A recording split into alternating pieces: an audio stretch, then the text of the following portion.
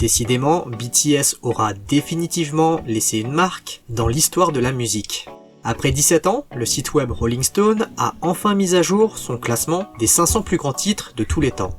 À l'occasion, le média a complété son répertoire avec 254 nouveaux titres, dont vous l'aurez deviné, le très polarisé Dynamite. Le seul et unique titre coréen de la liste se place ainsi à la 346e place. Rolling Stone décrit la chanson comme un monument et un bouleversement de l'hégémonie par le groupe coréen à la conquête du monde. Une étape significative pour le band qui, pas plus tard que la veille, avait été invité à la Maison Bleue par nul autre que le président Moon Jae-in. La rencontre avait pour objet une cérémonie de remise de certificats pour récompenser le groupe.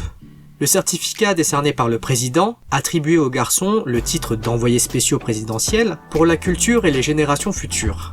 Dans le même temps, ces derniers se sont vus accorder un passeport diplomatique ainsi qu'un stylo plume symbolique. Par ailleurs, BTS accompagnera le président lors de son voyage pour les États-Unis le 19 septembre. Le band interviendra à la 76e Assemblée Générale des Nations Unies, afin de délivrer un message inspirant à la jeunesse et à travers le monde. Et comme une bonne nouvelle n'arrive jamais seule, il a été rapporté que le band sortira un titre en collaboration avec Coldplay. La chanson nommée My Universe a été coécrite par les deux groupes, et contiendra des lyrics à la fois anglais et coréens. Une nouvelle qui ne manqua pas d'enthousiasmer tous les armies. Une part se réjouit à l'idée de pouvoir entendre BTS à nouveau performer en coréen, et une autre se réjouissait que le band puisse collaborer avec un groupe de cette envergure.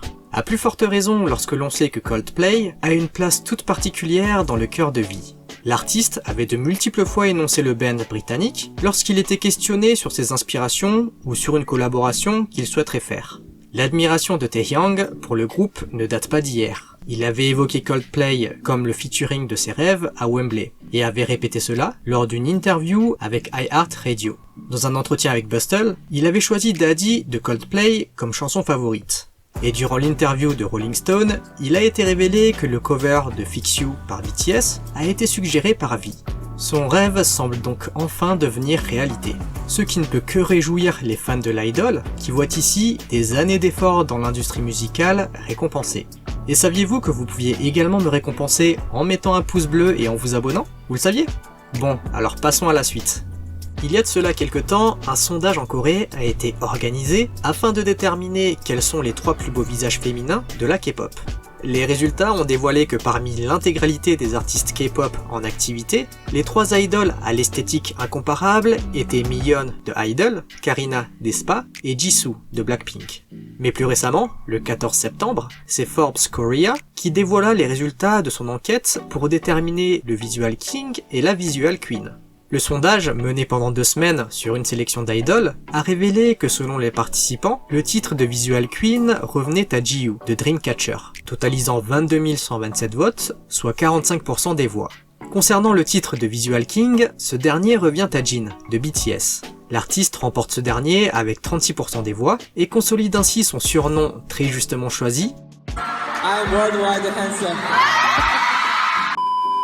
Mais en plus de ce qualificatif, le visuel de BTS semble avoir décroché un autre titre, celui de Thumbnail God.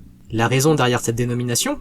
Eh bien, en fait, à chaque fois que BTS doit être représenté par l'un de ses membres, dans les magazines, le Billboard ou encore pour les Grammy, les médias choisissent irrémédiablement Jin.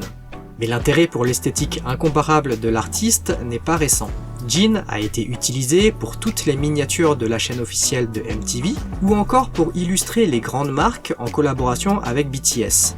Lors des Grammy, les personnes non familières avec BTS avaient remarqué l'élégance de Jin, et ne connaissant pas son nom, commencèrent à citer l'idol sous l'appellation Orange Suit Guy. De quoi confirmer son titre non volé de Worldwide Anthem. Pendant ce temps, nul ne put passer à côté d'un des releases les plus attendus de l'année. Ce 10 septembre, Lisa signa un chef-d'œuvre sans précédent dans l'histoire de la K-pop, avec son solo sobrement intitulé La Lisa. Et très vite, ce dernier réussit à établir des records inédits. En termes de vente, la Lisa établit un nouveau record en écoulant 330 000 exemplaires dès sa sortie. L'album single détrôna également Rosé, avec un nouveau record de vente en une semaine. En 5 jours, ce dernier atteint les 450 000 achats versus 448 000 pour Rosé en 7 jours. Du côté de YouTube, le MV devient le titre de soliste atteignant le plus rapidement les 10 millions de vues. Il ne fallut qu'1 heure et 30 minutes pour cela. En 2 jours, c'est la barre fatidique des 100 millions de vues que dépasse le MV, détrônant cette fois-ci Psy, qui était le soliste ayant atteint ce chiffre en 4 jours seulement. Dans le même temps, cet exploit en provoqua un autre. En effet, Blackpink a réussi à s'emparer du titre d'artiste numéro 1 avec le plus grand nombre d'abonnés sur YouTube. Le chiffre faramineux de 65,2 millions d'abonnés destitue le tenant en titre précédent, Justin Bieber. Avec l'euphorie du premier titre solo de Lisa, de nombreux fans attendent déjà avec impatience les débuts solo de Jisoo. Si aucune date n'a pour l'instant été annoncée par le label, des internautes ont commencé à spéculer sur le titre de la visual du band. Une théorie serait que ce dernier commencerait par la lettre O. Pourquoi cela ? Car cette possibilité laisserait entendre que mis bout à bout, les premières lettres de chaque solo formeraient le mot solo. Et ceci bouclerait ainsi la boucle de manière ingénieuse.